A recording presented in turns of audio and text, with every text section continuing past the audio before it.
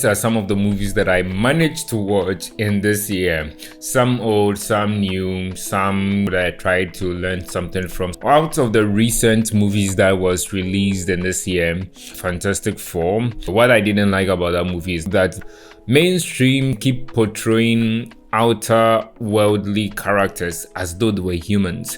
For instance, like Galactus. Clever little bugs.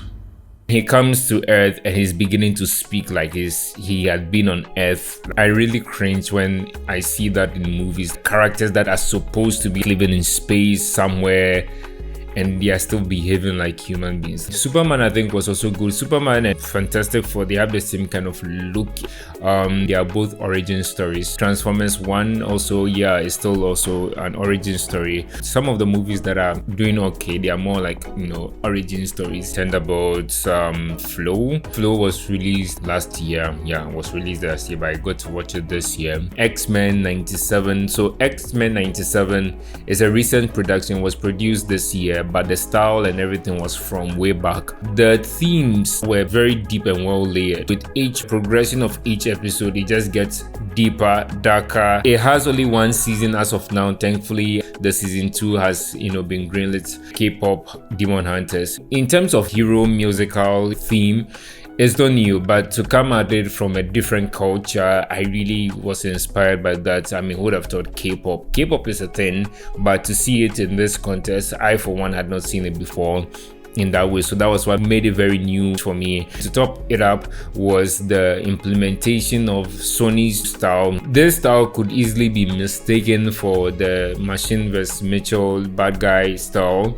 but then I see a difference in the iteration of that style in this film. I like the comical theme that ran through the production. I like the fact that they were able to build off from the production and make the story live on in a way. For instance, the music that was produced in the production, it has now become a thing that is charting the billboards. So now you can have these characters not necessarily doing movies, but now you can just only have them as virtual artists, which AI is kind of doing already.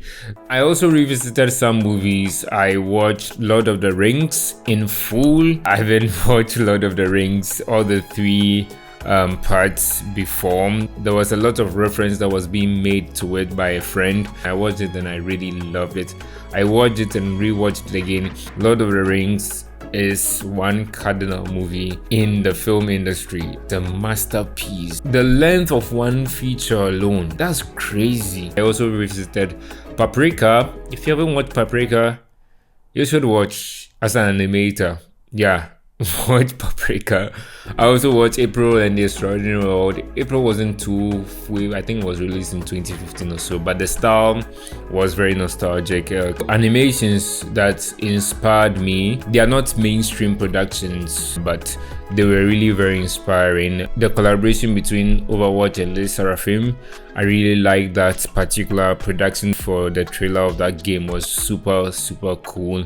What I really liked about it was the involvement of the different kinds of animators that worked on that. They really brought together an Avengers team to work on that. I was at the time that it was released in a production, so production wise, getting inspired was one of the inspirations that I had. Ego from Valorant, produced by Riot Games, I so much like that musical as well. The visual storytelling element that was happening through was really cool. Bird Song was also a key one. The Wolf, these animations really inspired me. Another movie that I saw that really challenged my mind in terms of thinking about themes is Mars Express, and Mars Express is from France. I don't know what's up with French productions that usually come or has a touch of France influence to it. It has this aura of art, philosophy, and all these kind of things. If you watch Mars Express, there's just something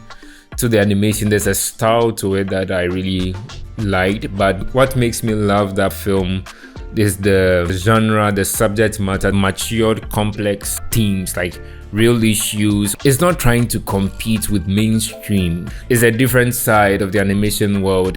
Then one of my trove for this year was Tron Uprising. Tron Uprising was is oh man, I can't believe that the production was truncated after the second season. They didn't continue. If anyone from Disney or from the camp of Robert Valley is watching this, please, I would appeal that production be revived in some ways. One of the things that I so love about Tron Uprising is stylization and world building is crazy.